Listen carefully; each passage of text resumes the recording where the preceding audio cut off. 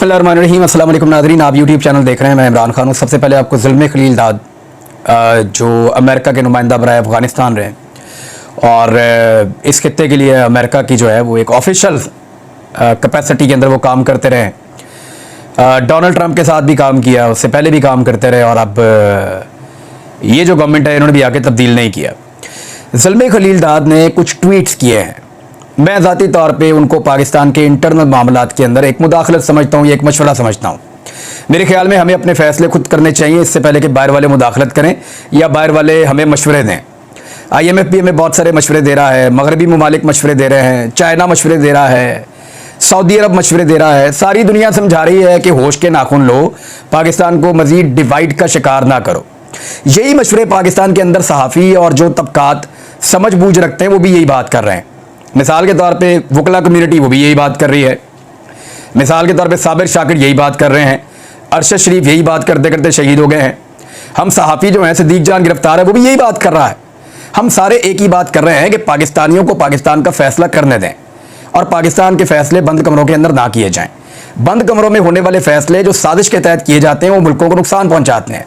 अब पहले हम मशवरे दे रहे थे, अब बाहर वाले भी मशवरे दे रहे हैं। मेरे ख्याल में पाकिस्तान को खुद अपने फैसले करने चाहिए। किसी बाहर वाले को ये जुर्रत नहीं होनी चाहिए या बाहर वाले को ये वजह नहीं देनी चाहिए कि वो हमें मशवरे देना शुरू कर दे। और पाकिस्तान को वही करना चाहिए जो पाकिस्तान के वसी तर कौमी मफाद में हो। बहरहाल फिर भी मैं आपको पढ़ के सुना देता हूँ जो बात ज़ुल्म खलील दाद ने की है। अंग्रेजी में उन्होंने 4 ट्वीट्स किए हैं। उन्होंने कहा, there are indications that Pakistan parliament which is controlled by the government coalition might well ask the Supreme Court to disqualify Imran Khan from running for election and even prohibit Pakistan Tehreek-e-Insaf in the next few days।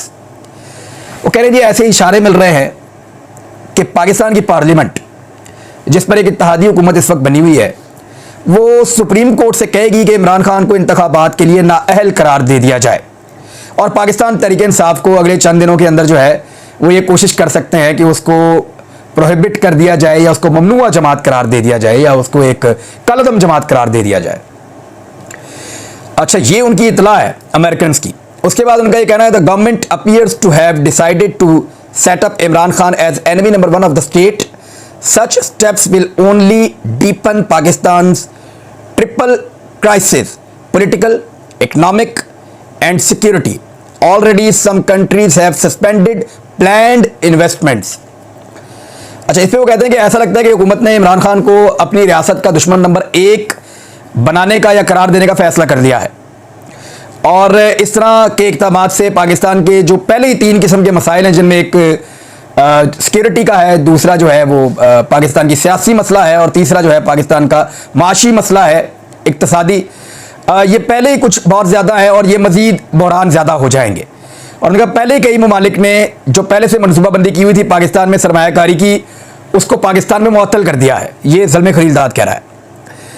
अच्छा, अगले जो tweet है उसके अंदर वो कहते हैं, IMF support remains doubtful if the steps mention take place.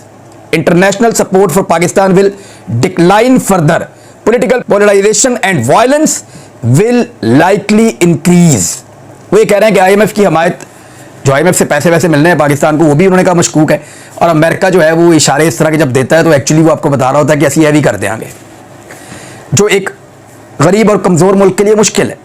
हमें खुद मुख्तारी चाहिए, आज़ादी चाहिए, गुलामाना सोच नहीं चाहिए। हम अपने फैसले खुद करें और अच्छे फैसले करेंगे, लोग हमारे पर उंगली ना उठा पाएँ। लेकिन इंसानी हकूक़ की जब आप खिलाफ वर्जियाँ करते हैं, जब आप लोगों के लिए अपनी सरजमीन तंग करते हैं, जब रियासत जुल्म और जबर की पॉलिसी अपनाती है तो फिर बाहर वालों को बात करने का मौका मिल जाता है। इमरान खान का रजीम तो इसलिए चेंज हुआ था ना कि पाकिस्तान के अंदर कुछ लोगों ने फैसला कर लिया था, किसी ने NRO लेना था, किसी के अपने मफादात थे, किसी की जिद और अनाई काबू नहीं आ रही थी, कोई कहता था बात नहीं सुनता। अच्छी खासी चलती हुई इकॉनमी रजीम चेंज ऑपरेशन कर दिया और अमेरिका से भी एक लेटर आ गया लहराता हुआ और उसका नतीजा निकला पाकिस्तान के अंदर आपके सामने है। तो एक तो वो हुआ था और अब जो है वो पूरा पाकिस्तान समझा रहा है, बात समझ नहीं आ रही। और ये एक और जनाब आखिरी ट्वीट का हिस्सा मैं आपको पढ़ के सुना देता हूँ। वो ये कह रहे हैं, पाकिस्तान के बैनुल-अक़वामी हमायत में कमी आ जाएगी और सियासी पोलराइजेशन और तशद्दुद के बढ़ने का इम्कान भी है। और ये चीज़ें तो पाकिस्तान में हो रही हैं, अच्छी नहीं हो रही, बुरी हो रही हैं, लेकिन लगातार हो रही हैं और हम होती हुई देख रहे हैं। और हम बार बार समझा रहे हैं कि रियासत के इदारों को अवाम के सामने खड़ा ना किया जाए। ये कोई अच्छी पॉलिसी नहीं है कि आप पब्लिक को पुलिस के सामने, रेंजर्स के सामने, एफसी के सामने, इदारों के सामने लाकर खड़ा कर दें। इससे पाकिस्तान में पोलराइजेशन बढ़ेगी, पाकिस्तान में नफरत बढ़ेगी और ये नफरत कम नहीं होगी। अगर कोई बड़ा सानिया हो गया, खुदा ना खास्ता एक लीडर को बगैर सिक्योरिटी के छोड़ा हुआ, जो इस वक्त पाकिस्तान में सबसे मकबूल लीडर है, तो उसके असरात क्या होंगे इस मुल्क के ऊपर? मजीद वायलेंस होगा, तशद्दुद खुदा न खास्ता बढ़ेगा। द IMF सपोर्ट, इसके बारे में अगला जो आखिरी उन्होंने ट्वीट किया, उन्होंने ये कहा, जुल्म खलीलजाद कह रहा है कि I hope the Pakistani political leaders rise above destructive petty politics that undermine the national interest. If not, I hope the Supreme Court says no to being used in games that undermine the national interests. I am becoming increasingly concerned about Pakistan. वो आखिर में ये कह रहा है कि जी मुझे उम्मीद है कि पाकिस्तानी सियासतदान जो हैं वो छोटी छोटी सियासत से ऊपर उठेंगे और पाकिस्तान में मज़ीद तबाही नहीं फैलाएंगे और जो कौमी मफाद को नुकसान पहुंचाती है वो हरकतें नहीं करेंगे। और अगर ऐसा नहीं हुआ, मुझे ये भी उम्मीद है कि पाकिस्तान की जो अदलिया है वो फिर इस खेल का हिस्सा नहीं बनेगी जिसमें पाकिस्तान के मफाद को नुकसान पहुंचे। और फिर उन्होंने कहा कि अगर ऐसा नहीं होता तो फिर पाकिस्तान के बारे में मेरी तशवीश बढ़ती जा रही है। देखिए, किसी बाहर वाले को पाकिस्तान के बारे में तशवीश होने की ज़रूरत नहीं है। पाकिस्तानियों को खुद अपने बारे में तशवीश होनी चाहिए, क्योंकि अमेरिका के स्टेट डिपार्टमेंट ने एक रिपोर्ट छापी है और ये इंतहाई शर्मनाक सूरत हाल है पाकिस्तान के लिए। मैं आपको पढ़ के सुना देता हूँ रिपोर्ट क्या रही है और इंतहाई अफसोसनाक है। उसके लुब्बे लुबाब मैं आपको बता रहा हूँ। इंसानी हकूक़ की खिलाफ वर्जियों के हवाले से ये रिपोर्ट आई है और अमेरिका ने शहबाज हुकूमत में इंसानी हकूक़ की सूरत हाल को तशवीशनाक करार दे दिया है। ये शहबाज शरीफ की हुकूमत के अंदर, एक्चुअली शहबाज हुकूमत नहीं है, ये बिलावल हुकूमत है, जरदारी हुकूमत है, ये शहबाज हुकूमत है, मौलाना फजलुर रहमान हुकूमत है, MKM की हुकूमत है, बलूचिस्तान इस्लामी अवामी पार्टी की हुकूमत है और बाकी जो पोलिटिकल पार्टीज ANP है वो सब 13 जमाती इत्तेहाद है। फिर काफ लीग की भी आधी जमात उधर मिली, बल्कि पूरी अब उधर चली गई है। ये लोग तो अब PTI ज्वाइन कर गए हैं। तो इस तरह ये सारी जमातें मिलकर इस वक्त एक हुकूमत बना चुकी हैं और उस हुकूमत के अंदर इंसानी हकूक़ की सूरत हाल तशवीशनाक करार दे दी है अमेरिकन स्टेट डिपार्टमेंट ने। और अमेरिकन स्टेट डिपार्टमेंट जो है दुनिया के मुख्तलिफ मुल्कों के बारे में रिपोर्टें शाया करता है, चाइना के बारे में भी, इंडिया के बारे में भी, ये रशिया के बारे में भी, पाकिस्तान के बारे में भी, इराक, ईरान, सोमालिया, हर एक के बारे में। तो मेरे ख्याल में अमेरिका के अंदर भी सूरत हाल बाद औक़ात बहुत ख़राब होती है और हमने इस सूरत हाल का जायज़ा कई दफ़ा लिया अपने वीलॉग्स में। मगर पाकिस्तान के बारे में वो बात कर रहे हैं। उन्होंने कहा कि शहबाज हुकूमत ने पाकिस्तान में इंसानी हकूक़ की पामालियों से मुतालिक रिपोर्ट जारी कर दी है। जायज़ा रिपोर्ट में मुल्क की सूरत हाल को तशवीशनाक करार दिया गया है। और इंडिया के बारे में जो रिपोर्ट आई है ना, वो 50 के करीब सफ़ों की है, 50 से कुछ ऊपर है। इंडिया जो है वो लगभग 1.5 अरब की आबादी का मुल्क है, बहुत बड़ी आबादी है इंडिया की। पाकिस्तान से आप ये समझ लें कि 5-6 गुना बड़ा मुल्क है।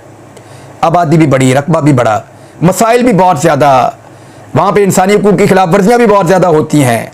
लेकिन इस वक्त हालात ये हैं कि इंडिया के अंदर इंसानी हकूक़ की खिलाफ वर्जियों के ऊपर जो रिपोर्ट छपी है वो 50 से कुछ ज़ायद सफ़ों की छपी है और पाकिस्तान के अंदर जो इंसानी हकूक़ की खिलाफ वर्जियों की रिपोर्ट छपी है वो 70 से ज़ायद सफ़ों के ऊपर छपी है।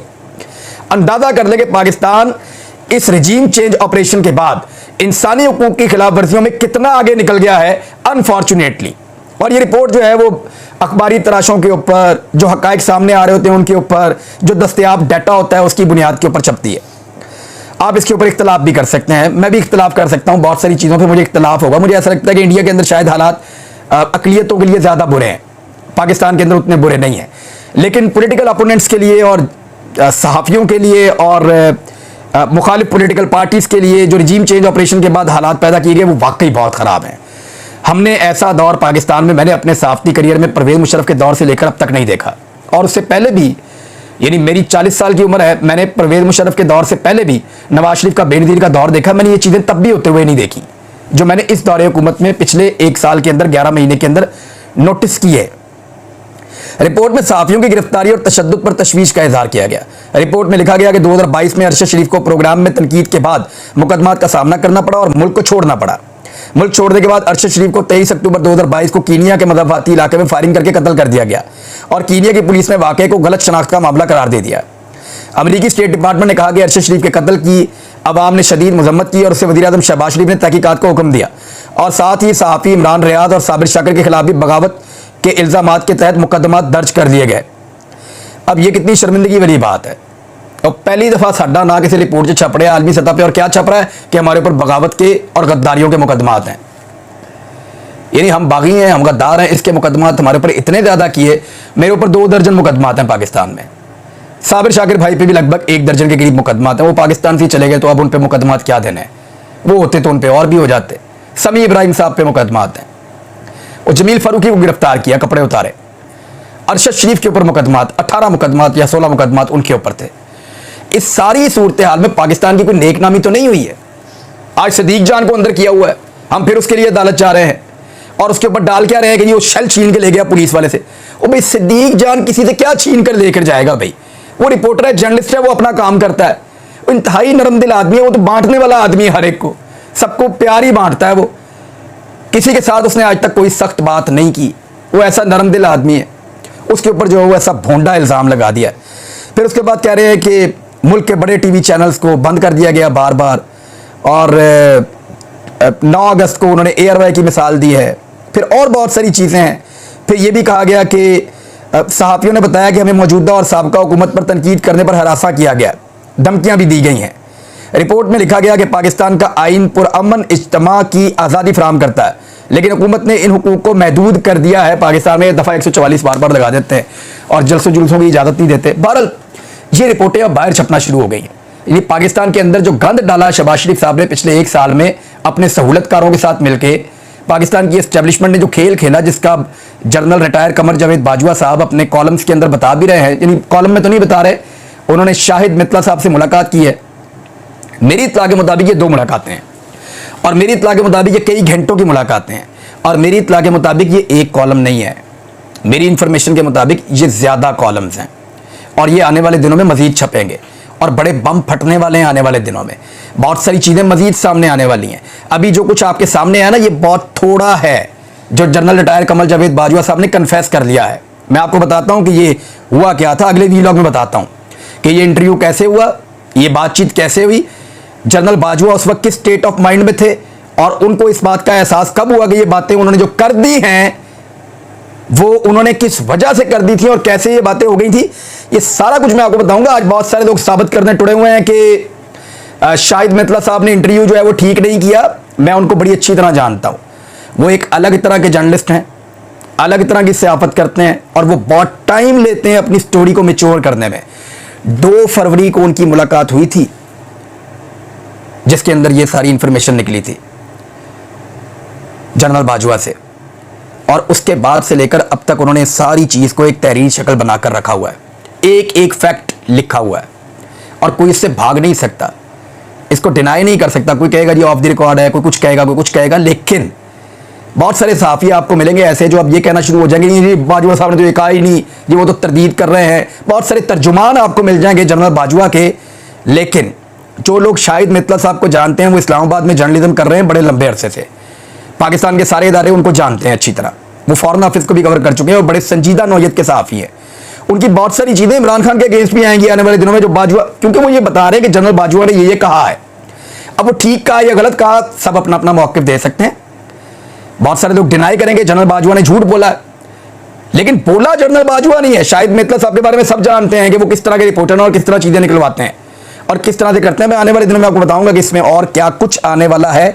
ये बड़ा तहलका खेज मामला होगा आने वाले दिनों में। पाकिस्तान तहरीक इंसाफ को मेरी इत्तला के मुताबिक जलसे की इजाज़त दे दी गई है, और 25 तारीख को वो जलसा करेंगे, और जलसा उनका होगा जी लाहौर के मीनार पाकिस्तान पे। मुराद सईद के घर पे भी छापा मारा गया है। लगातार इस वक्त छापा मार टीमें जो हैं वो काम कर रही हैं, और हर जगह पे पाकिस्तान तहरीक इंसाफ के लोगों के ऊपर छापा मारा जा रहा है, और पूरे पाकिस्तान के अंदर पाकिस्तान की रज के बदनामी करवाई जा रही है कि कोई कसर रह ना जाए पाकिस्तान के खुदा न खास्ता बदनाम होने के अंदर। लगातार पाकिस्तान को बदनाम करने के लिए पाकिस्तान के इदारे और पाकिस्तान की हुकूमत ऐसा लगता है कि इस वक्त तुले हुए हैं। और ज़ुल्म खलील दाद को ये जसारत नहीं होनी चाहिए थी कि वो पाकिस्तान के अंदरूनी मामलात के अंदर इस लेवल की मुदाखलत करें, नहीं होनी चाहिए थी। पाकिस्तानियों को अपने मफाद का फैसला खुद करना चाहिए था। पाकिस्तान के लोगों को खुद ये फैसला करना चाहिए कि पाकिस्तान की आवाम को फैसला करने दें। बंद कमरों के फैसले कब तक चलेंगे? या तो ये मुल्क जमहूरी हो सकता है, तो या डिक्टेटरशिप हो सकती है। तो अगर तो ये जमहूरी मुल्क है तो लोगों को फैसला करने दें। लोगों को जबरदस्ती दबाकर आप कब तक रखेंगे? तो इससे पहले कि बाहर वाले आप पे फैसले मुसल्लत करें, और ये हुकूमत को अब तय करना है कि उन्होंने खुद अवामी मुफाद का फैसला करना है या गुलामों की तरह बाहर से आने वाली डिक्टेशन के ऊपर इस मुल्क को चलाना है। क्योंकि ये तो हुक्मरान वो हैं जो पहले से कह रहे हैं पाकिस्तान वेंटिलेटर पे है, जो अमेरिका कहता है हमें वो करना पड़ जाता है। क्यों भाई? आपका अपना दिमाग काम नहीं करता? आपको खुद होश नहीं है कि पाकिस्तान को किस चीज की जरूरत है और पाकिस्तान को कैसे चलाना है? तो बाहर वालों की मुदाखलत से बेहतर है कि पाकिस्तानी अंदर से संभले और अपने मामलात को खुद दुरुस्त करें। एतजाज अहसन साहब ने बड़ा क्लियरली कह दिया है कि इलेक्शन होंगे और उसी दिन होंगे जो दिन मुतय्यन हो चुका है। देखिए, सुप्रीम कोर्ट का कमजोर से कमजोर फैसला भी है ना, उस पर इंप्लीमेंट जरूर होता है, याद रखिएगा। क्योंकि अगर सुप्रीम कोर्ट ऑफ पाकिस्तान के फैसले पे इंप्लीमेंट नहीं होता तो उसके कॉन्सिक्वेंसेज ऐसे लोगों को भी भुगतने पड़ेंगे जो सोच भी नहीं सकते कि ये नज़ला उन पे आके गिर जाएगा। हालात इस तरह के पैदा हो जाएंगे और ये पॉलिटिकल पार्टीज इलेक्शन से भाग नहीं सकती, इनको इलेक्शन में आना पड़ेगा। आने वाले दिनों में आप देखेंगे रमजान मुबारक जैसे जैसे आगे बढ़ेगा, इलेक्शन की कंपेन तेज होगी। इमरान खान साहब के ऊपर जो जाली केसेस हैं उनके अंदर वो साथ साथ सामना करते रहेंगे। और मेरा नहीं ख्याल कि इंसानी हकूक की मजीद खिलाफ वर्जियों से ये हुकूमत और एस्टेब्लिशमेंट इस मुल्क को और बदनाम करवा सकती है। अगर ये करवाएंगे तो क्या ये पाकिस्तान के साथ वफादारी है? तो क्या ये पाकिस्तान के साथ पाकिस्तान को बदनाम करने वाली बात नहीं है? तो पाकिस्तान का जो भी वफादार होगा, पाकिस्तान से जो भी प्यार करता होगा, वो पाकिस्तान के मफाद में खुद फैसला करेगा, इससे पहले कि बाहर वाला उसके ऊपर कोई फैसला मुसल्लत करे। हमारा मुल्क है, हम फैसला करेंगे और हमें ही फैसला करने का हक होना चाहिए। हर पाकिस्तानी को अपने वोट के जरिए से फैसला करना है और कोई फैसला नहीं करेगा। अब तक के लिए इतना ही। अपना ख्याल रखिएगा, अपने इस चैनल का भी।